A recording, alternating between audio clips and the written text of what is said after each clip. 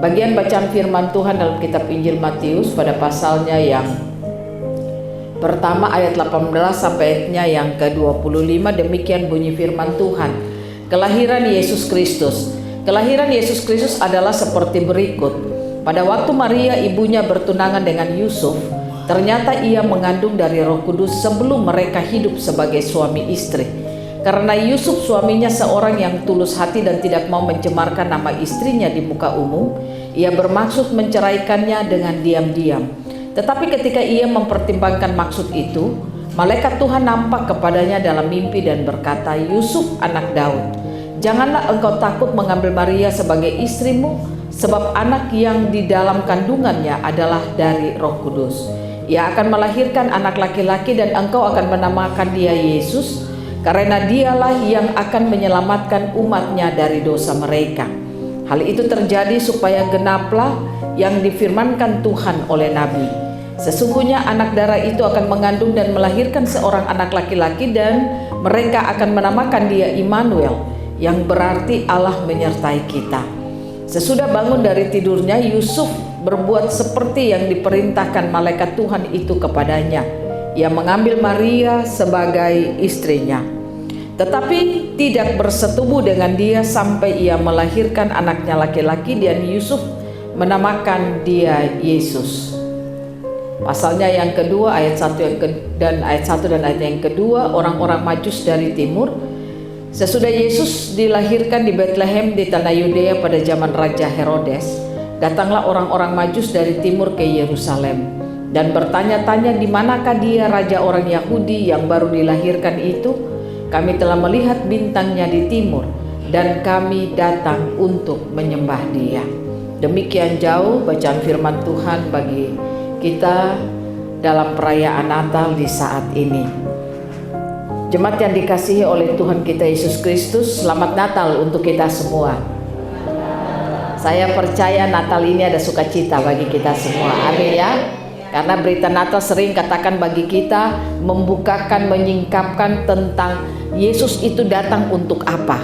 Saya percaya kalau ini terus tersingkap bagi saudara, maka perayaan Natal itu akan menjadi satu perayaan yang membuat saudara akan terus bergairah dalam hari-hari hidup saudara. Amin ya.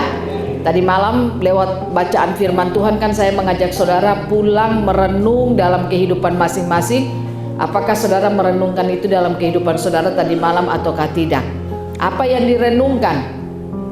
Yesus lahir menjadi Raja Damai. Apakah damai itu sudah ada dalam hidup saya atau tidak? Itu menjadi perenung kita. Menjadi perenung itu bukan duduk lalu terus saudara tongkat dagu lalu duduk pikir apa yang tadi pendeta bilang. Itu bukan merenung itu yang saya bilang. Tapi merenung yang dimaksudkan di sini adalah saudara kembali mengintrospeksi diri saudara, melihat hidup saudara. Apakah selama ini dalam perjalanan kehidupan saya, damai itu sudah ada dalam hidup saya atau tidak? Karena kan dikatakan Yesus itu adalah damai sejahtera itu sendiri. Dan kalau dia sudah lahir di bumi, berarti damai sejahtera itu sudah ada. Betul?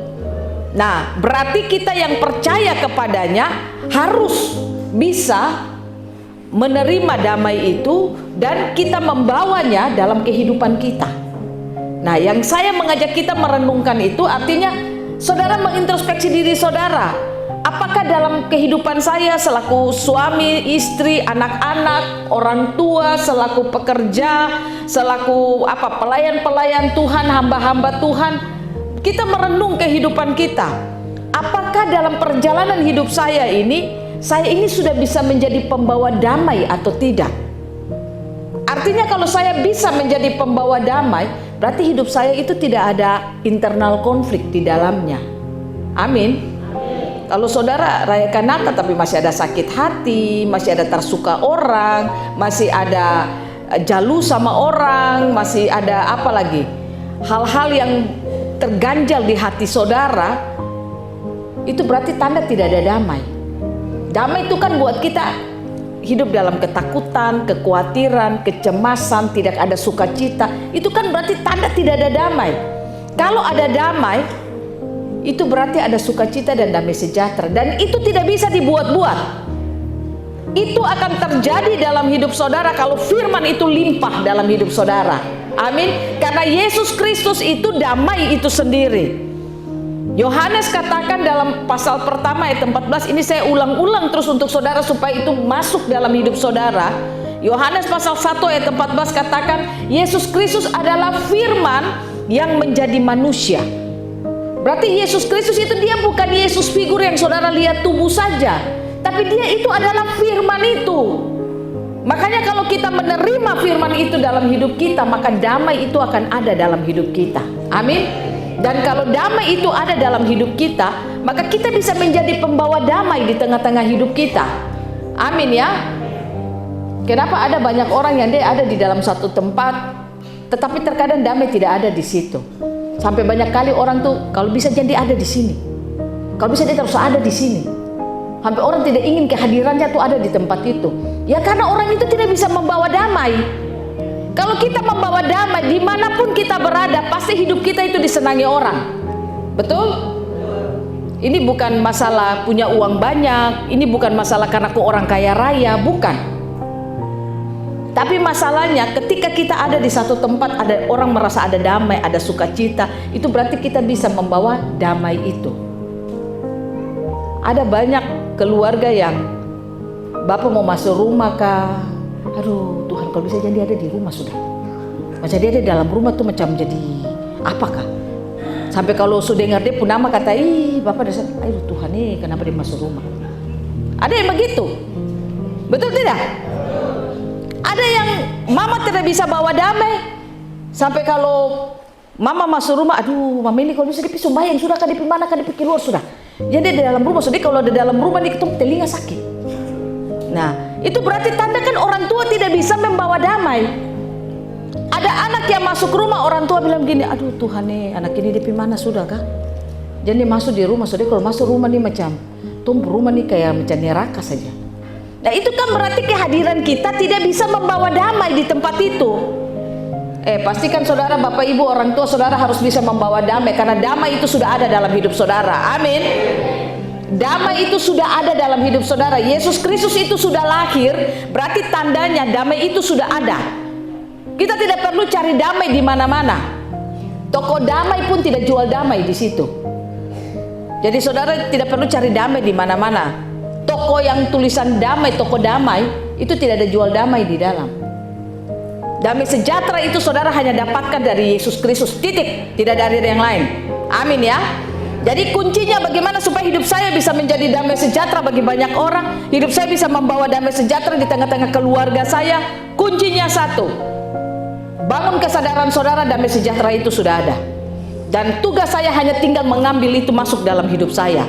Kalau itu masuk dalam hidup saya, maka hidup saya bisa menjadi damai di segala tempat. Mungkin masalah di sekitar saudara itu terkadang bisa membuat sehingga damai itu bisa hilang. Mungkin kondisi dan situasi membuat sehingga terkadang damai itu bisa hilang dari hidup saudara. Tapi pastikan saudara harus terus membangun kesadaran saudara bahwa damai itu harus saya bawa dalam hidup saya.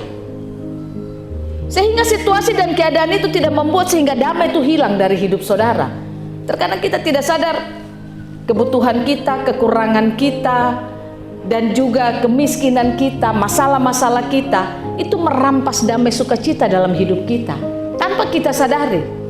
Sehingga kadang-kadang mau bikin damai begini sudah bisa damai lagi, sampai akhirnya damai itu hilang dari hidup kita. Nah ini yang tadi malam saya bilang, saudara renungkan itu dalam hidup saudara. Apakah saudara sudah bisa membawa damai atau tidak? Makanya Yesus kan katakan dalam bagian firman Tuhan yang lain, hendaklah engkau menjadi garam dunia, hendaklah engkau menjadi terang. Nah karena itu yang Yesus bawa ke bumi, itu yang dia bawa ke dalam dunia, dan dia mau itulah yang harus kita miliki sebagai orang-orang yang percaya kepada dia. Kalau damai itu ada, maka dosa itu tidak ada. Amin. Saudara lihat ayatnya yang ke 21. Ia akan melahirkan anak laki-laki dan engkau akan menamakan dia Yesus. Ini karena Yusuf ini mau tinggalkan Maria, karena dialah yang akan menyelamatkan umatnya dari dosa mereka. Jadi kalau Yesus itu sudah datang, damai itu sudah ada, orang hidup dalam damai, maka dosa itu tidak ada. Makanya dikatakan Yesus itu datang untuk menyelamatkan dosa mereka. Mereka di sini siapa? Kita yang melakukan dosa. Jadi kita bersyukur bahwa ketika Yesus itu hadir di bumi, saudara dan saya sudah memiliki roh yang baru. Sifat dosa kita itu sudah diangkat. Amin. Sifat dosa kita itu sudah dikeluarkan. Sejak saudara percaya Yesus, sifat Kristus itu sudah menjadi milik saudara. Dan sifat itu ada dalam hidup saudara. Sifat dosa itu sudah keluar. Status kita dengan sendirinya sudah berubah. Kita tidak lagi memiliki status orang berdosa, tetapi status saudara dan saya adalah status orang benar. Amin. Kita bukan lagi status orang berdosa. Jadi saudara jangan selalu berdoa kepada Tuhan, Tuhan, aku ini orang berdosa Tuhan, aku berdosa Tuhan, aku orang berdosa. Saudara jangan mengakui hidup saudara orang berdosa, karena statusmu sudah diubah Tuhan. Engkau tidak lagi orang berdosa, tapi engkau sudah memiliki status orang benar. Cuman masalahnya orang benar masih bisa bikin dosa. Nah, itu yang masalahnya. Makanya apa yang kita berdoa, minta Tuhan ampuni kita, perbuatan dosa kita, bukan status kita, bukan bilang Tuhan aku ini orang berdosa Tuhan. Itu saudara harus paham itu. Kalau saudara terus menganggap dirimu orang berdosa, engkau tidak menghargai kematian Yesus di kayu salib. Betul? Karena Yesus kan sudah mengubah status kita. Tapi masalahnya saudara itu sudah memiliki status orang benar, tapi engkau masih punya habit. Habit itu kebiasaan. Kebiasaan untuk melakukan dosa. Makanya terheran banyak orang aktif di gereja tapi masih bisa bikin dosa. Masih bisa iri hati, masih bisa sakit hati, masih bisa mau buat rencana jahat untuk jatuh orang, masih bisa banyak lakukan dosa. Karena apa? Itu habitnya itu belum diselesaikan. Habit itu apa? Habit itu kebiasaan melakukan dosa.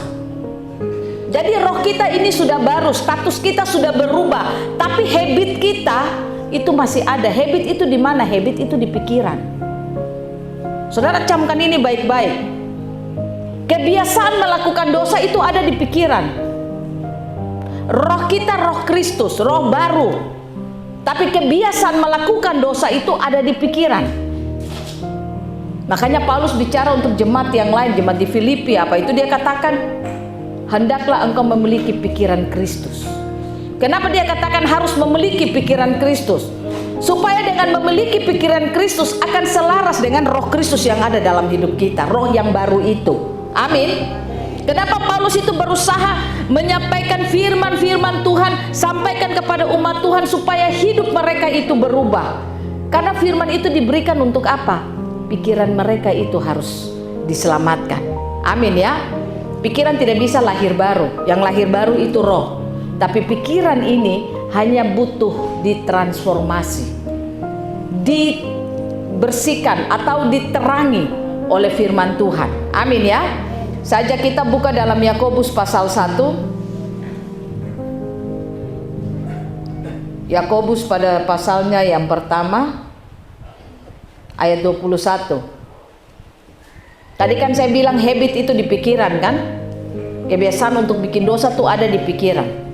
Ayat 21 katakan begini, sebab itu buanglah segala sesuatu yang kotor dan kejahatan yang begitu banyak itu, dan terimalah dengan lemah lembut firman yang tertanam di dalam hatimu yang menyelamatkan jiwamu.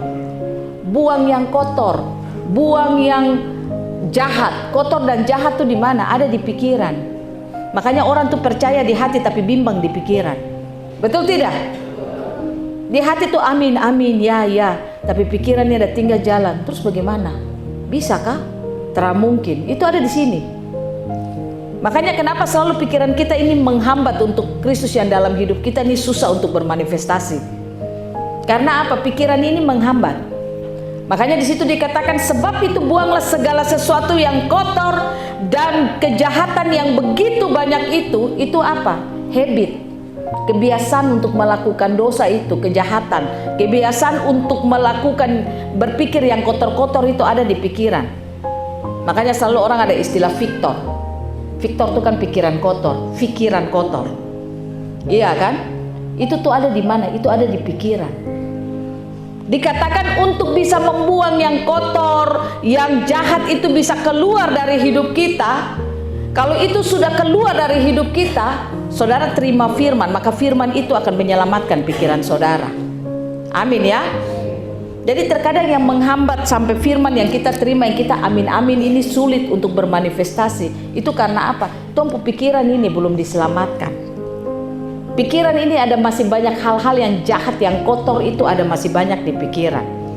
Itu yang membuat sehingga Yesus tuh harus datang ke bumi sebagai firman. Firman itu datang, makanya di situ dikatakan terimalah firman yang lemah lembut masuk dalam hatimu. Kan firman itu kan saya bilang bukan khotbah, betul? Firman tidak bicara soal ayat Alkitab, tapi firman itu adalah apa? Perkataan Tuhan. Firman itu adalah proceeding word, apa? Rema, itu firman. Firman itu adalah Yesus Kristus itu sendiri. Makanya dikatakan terima firman masuk ke dalam hatimu, itu yang menyelamatkan pikiranmu, jiwamu. Jiwa itu kan pikiran, perasaan, kemauan, imajinasi, memori. Amin.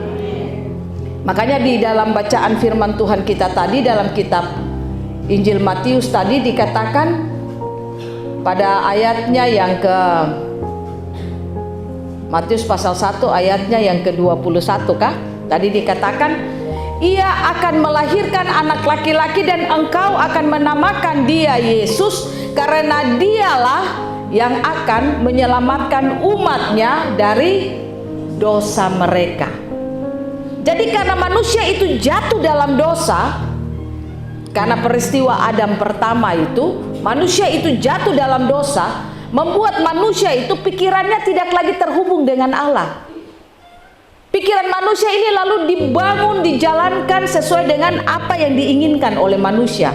Makanya hari-hari hidup manusia itu, manusia dia lakukan seperti apa yang dia pikir, dia lakukan seperti apa yang dia mau, itu yang dia lakukan. Sedangkan keinginan manusia itu adalah keinginan daging, karena manusia itu terbuat dari debu tanah. Paham ini baik-baik. Makanya pikiran manusia itu adalah pikiran daging. Firman Tuhan katakan waktu iblis itu diusir dari Taman Eden, Tuhan bilang, aku mengutuk engkau, makananmu itu dari debu tanah. Manusia itu terbuat dari mana? Debu tanah. Makanya kalau manusia hidup dengan kedaginannya, kan terbuat dari debu tanah kan? Kalau dia hidup dengan kedaginannya, maka dia adalah menjadi santapan ular. Makanya setan itu dekat dengan orang yang hidupnya dalam kedaginan. Paham ini baik-baik.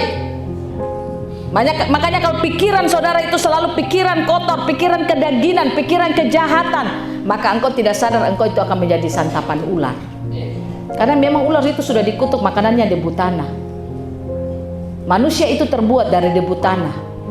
Makanya kalau manusia yang hidupnya kedaginan, maka dia itu akan menjadi santapan ular. Kalau dia menjadi santapan ular, maka pasti hidupnya itu akan jauh dari Tuhan. Makanya kita bersyukur firman Tuhan itu datang terus bagi kita. Firman Tuhan tuh katakan Yakobus 1 ayat 21 kan, terima firman dengan lemah lembut dalam hatimu, itu yang menyelamatkan jiwamu. Yesus datang untuk manusia itu terlepas dari dosanya, dari dosa mereka sendiri. Ini bukan Yesus yang melakukan dosa, tapi manusia yang melakukan dosa. Yesus datang supaya manusia itu lepas dari dosa mereka. Dosa apa? Dosa yang ada di pikiran ini. Supaya dosa pikiran itu tuh bisa diselamatkan. Makanya saya ingin katakan kepada saudara, belajar hari-hari ini, firman itu penting dalam hidup kita. Jangan pernah saudara meremehkan firman, tapi hidupi firman terus dalam hidup saudara. Karena firman itulah yang akan membawa hidupmu itu akan mengalami kehidupan yang lebih baik, dan lebih baik. Kita sebentar akan memasuki tahun yang baru. Pastikan segala sesuatu itu harus menjadi perenungan kita supaya hidup kita ini baru. Nanti saya memasuki tahun yang baru, saya akan membukakan bagi saudara tentang kita berjalan berdasarkan dengan profetiknya Tuhan. Supaya kita mengerti bahwa perjalanan kita itu bukan sekedar berjalan begitu saja. Tapi perjalanan kita itu adalah perjalanan yang memang Tuhan sudah tentukan bagi kita. Mungkin selama ini saudara berjalan tapi saudara tidak tahu bahwa ini Tuhan yang sementara menuntun saya. Ini Tuhan yang sementara membawa langkah saya. Itu mungkin selama ini saudara berjalan tapi saudara tidak bisa melihat itu. Nanti mau masuk tahun besok 31 malam saya akan usahakan untuk saya akan membuka ini bagi saudara. Supaya memasuki tahun baru nanti, masa sulit itu saudara akan bisa untuk melihat Tuhan, bukan lihat masalah. Amin ya. Karena saya mau tahun 2023 kita harus ada dalam kemenangan Tuhan. Makanya hari-hari ini firman harus limpah dalam hidup saudara. Jangan keraskan hati saudara saat dengarkan firman. Ingat bahwa firman itu, Yesus itu, dia sudah datang. Dia sudah bawa damai. Damai itu sudah ada. Tugas saya terima damai itu supaya saya tidak tinggal dalam dosa. Ingat firman Tuhan bilang bukan orang yang berseru Tuhan, Tuhan yang masuk kerajaan surga, tapi mereka yang melakukan kehendak Bapa. Dan saudara hitung-hitung saudara pekerjaan dalam gereja. Saya jadi ini, saya seberapa lama, saya bikin ini hebat, saya bikin ini bagus. Tuhan bilang bukan orang yang panggil Tuhan, Tuhan yang masuk kerajaan surga, tapi mereka yang melakukan kehendak Bapa. Yang mereka dikatakan mereka yang melakukan kehendak Bapa, itu berarti ukurannya bukan kita, tapi ukurannya adalah ukuran Tuhan. Amin. Tuhan yang mengukur itu. Dia yang tahu saudara ini melakukan menurut kehendaknya atau tidak. Yang bisa membuat kita berjalan seperti perjalanan yang Tuhan sudah tentukan bagi kita. Saudara bisa tahu itu kalau apa? Firman limpah dalam hidup saudara. Banyak orang kan kadang-kadang merasa diri itu paling betul, padahal sebenarnya dia terbetul. Ukuran untuk melihat kita betul dan tidak adalah firman Tuhan. Makanya firman itu harus limpah dalam hidup saudara. Kalau firman limpah dalam hidup kita, kita akan tahu standar hidup kita ini sudah ada pada standar Tuhan atau tidak. Tapi kalau kita tidak pernah terima firman dalam hidup kita, maka kita tidak akan tahu standar kita ini sesuai dengan standar Tuhan atau tidak. Makanya kita rasa, oh mungkin kalau saya melayani seperti begini saya paling hebat sudah. Oh belum tentu. Karena Tuhan bilang bukan orang yang panggil Tuhan, Tuhan yang masuk kerajaan surga, tapi mereka yang melakukan kehendak Bapa. Bagaimana supaya kita tahu kehendak Bapa? Firman harus limpah dalam hidup kita. Firman limpah dalam hidup kita membuat kita akan tahu dan kita akan sadar apakah saya hidup selama ini menyenangkan Tuhan ataukah tidak. Firman limpah dalam hidup kita itu bisa menjadi ukuran bagi kita bahwa apakah selama ini hidup saya hidup di dalam dosa ataukah tidak. Ukuran itu mesti ada. Kalau saudara tidak ada firman, yang dulu ukur hidup sendiri. Karena ukuran kita adalah firman Tuhan. Amin ya. Makanya kenapa selalu saya bilang saudara, terima firman, makan firman. Kenapa saya selalu ajak saudara untuk itu? Supaya itu standar hidup saudara untuk mengukur perjalanan hidup saudara. Ukurannya tuh di situ. Apakah selama ini saya sudah hidup seperti apa yang Tuhan mau ataukah tidak? Jangan dong bilang apa? Firman Tuhan bilang jangan, bukan firman Tuhan bilang. Ada hari-hari, bahasa hari-hari orang bilang jadi orang GR. Tahu orang GR? Gede rasa. Toh? Gede rasa tuh rasa besar. Padahal sebenarnya terbesar. Iya toh? Contoh di Alkitab tuh apa? Marta dan Maria. Maria pikir Maria paling hebat sudah karena dia ada Yesus datang tuh Marta nih dia rasa dia paling hebat sudah. Karena waktu Yesus datang tuh Maria tuh langsung cuma duduk dengar Yesus bicara. Tapi Marta di belakang sibuk segala sesuatu. Bikin ini, bikin itu, masak ini, masak itu. Dia sibuk, dia pikir Yesus senang. Terus karena dia kerja dia sudah capek langsung dia datang ke situ dan dia mau bilang Yesus kata. Yesus, marah Maria nih kak. Masa Maria nih dia bantu saya masak di belakang baru cuma tinggal duduk-duduk begitu. Lalu Yesus bilang apa untuk Marta? Marta. Kalau saya pembaca Alkitab bilang begini, Yesus bilang begini, Marta, kau paling bikin sibuk, kau diri sampai. Kau tidak tahu bahwa apa yang Maria bikin ini bagian yang paling terbaik. Karena mendengarkan firman itu jauh lebih baik daripada kau sibuk di belakang sana. Untuk apa kau sibuk baru kau tidak pernah dengar firman Tuhan. Nanti kau tidak tahu bahwa kau kesibukan itu kesibukan yang membawa kepada hidup yang kekal kah, atau kehidupan yang membawa kehidupanmu kepada kesia-siaan. Akhirnya nanti kau terasa sadar, kau ini sama orang yang tiup balon besar, tapi nanti datang kasih jarum tuh langsung pus habis. Ya toh? Banyak orang terlalu bangga apa yang dia bikin. Padahal sebenarnya dia sementara tiup balon besar, lalu orang datang tikam satu kali langsung balon tuh pecah dan selesai dan habis. Terus balon tadi mana? Sudah dapat balon su pecah. Makanya kenapa jemaat di tempat ini saya ajak saudara untuk jangan terlalu sibuk dengan aktivitas. Tapi dengar firman itu jauh lebih baik daripada aktivitas. Betul kan? Ada jemaat beberapa yang tanya saya begini, Ibu pendeta dong di jemaat itu dong Natal terus kapan? Capek itu Saya bilang kata Tompu jemaat ada Natal. Tompu jemaat itu semua intra itu semua kumpul nanti di Natal jemaat. Keton tidak ada bikin Natal. Oh begitu boleh Bu Pendeta Turun di keton tinggal sibuk Natal. Sampai uang habis. Sampai akhirnya janda-janda dan duda-duda Tom kasih diakonek terus tertu kasih doang apa karena uang sudah ada. Dia bilang, kau karena terlalu sibuk tinggal kasih itu, tinggal acara makan kan besar dikonsumsi kan? Makan. Hampir ketemu janda duda tuh ketemu start kata ketemu kasih dong apa? Karena sudah ada uang. Akhirnya sudah tuh bilang selamat Natal saja buat dorang.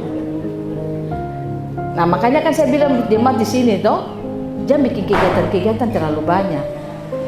Uang yang saudara punya itu tuh rayakan Natal itu nanti kasih akan di 25 Desember untuk janda, duda, yatim piatu, supaya mereka itu juga merasakan bahwa mereka juga merayakan Natal dengan sukacita. Iya kan? Daripada kau cuma habis-habis dia makan minum habis dia kembali ke jamban ulang. Ini bukan berarti saya mau mengajak saudara untuk saudara tidak boleh bereforia. Memang kita tidak boleh bereforia. Kita bersyukur Tuhan kasih kita uang berkat, semua itu ada maksud Tuhan. Tuhan bukan kasih uang banyak hari ini untuk supaya ketemu sombong-sombong, ketemu bangga-bangga diri, tidak. Kalau Tuhan sampai kasih kesempatan kita uang banyak, itu kita tidak tahu ke depan tuh ada sesuatu yang Tuhan akan buat sampai uang itu kita akan harus pergunakan. Jadi kalau Tuhan kasih kesempatan dapat uang banyak ya pakai itu ya sebaik-baiknya karena ada maksud Tuhan di dalam. Iya kan? Apalagi ini yang 2023 ini akan ada masa-masa gelap ini. Jangan bikin kumpul-kumpul uang lalu Desember tuh kasih habis mau kasih kosong rekening, nanti baru 1 Januari balik kasih kumpul rekening full kembali. Itu kan terlalu berhikmat. Nanti baru mau masuk Januari begini tiba-tiba ada yang sakit harus perlu uang begini baru duduk bergumul lagi, baru berjalan pinjam lagi, baru duduk menyesal, aduh kemarin kalau nggak bisa kasih keluar, kalau saya simpan begini, sudah terlambat uang sudah keluar. Iya kan? Makanya apa yang Tuhan sementara kerjakan dalam hidup saudara hari-hari ini, selalu bertanya kepada Tuhan. Dapat uang banyak tuh juga tanya Tuhan. Dan dapat uang banyak mata menyala. Dapat uang banyak juga tanya Tuhan. Tuhan, terima kasih saya dapat uang seperti ini. Tuhan tolong saya supaya saya berhikmat dalam memakai uang ini. Karena saya tahu pasti ada maksud Tuhan di dalam. Supaya Tuhan kasih hikmat untuk mengelola. Ya sudah setahun 1 kali jadi ini beli bir, minum. Itu bukan begitu. Itu dong bilang makan puji itu. Iya toh? Tapi pakai uang itu sebaik-baiknya. Biarlah lewat perayaan Natal di malam hari ini, di pagi hari ini kita percaya bahwa damai itu sudah ada. Ambil damai itu supaya kita tidak tinggal di dalam dosa, supaya menggenapi kedatangan Yesus Kristus bagi kita.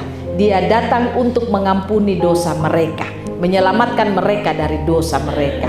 Amin ya. Jadi kata menyelamatkan di sini itu kata yang luar biasa bagi kita. Dia tidak sekedar mengampuni. Mengampuni itu terlalu remeh-temeh, terlalu rendah untuk saya. Kalau kata mengampuni, kan mengampuni ya sudah saya maafkan kau, sudah selesai. Itu kan terlalu rendah. Tapi kata menyelamatkan di sini berarti itu sesuatu yang luar biasa. Menyelamatkan mereka dari dosa mereka. Berarti dosa itu tidak boleh ada pada manusia. Yesus datang supaya dosa itu tidak boleh ada dalam hidup manusia. Makanya kita bersyukur kelahiran Yesus Kristus bagi kita. Amin ya. Saudara pulang kebiasaan-kebiasaan yang bukan berasal dari Tuhan, yang Tuhan tidak inginkan saudara lakukan, jangan lakukan itu dalam hidup saudara. Itu tanda engkau menghargai kelahiran Yesus Kristus yang menyelamatkan dosa saudara, supaya tanpa saudara sadari, saudara sementara menggenapi firman Tuhan dalam hidup saudara tentang kedatangan Yesus ke dunia. Amin. Selamat Natal untuk kita semua. Tuhan Yesus memberkati kita semua.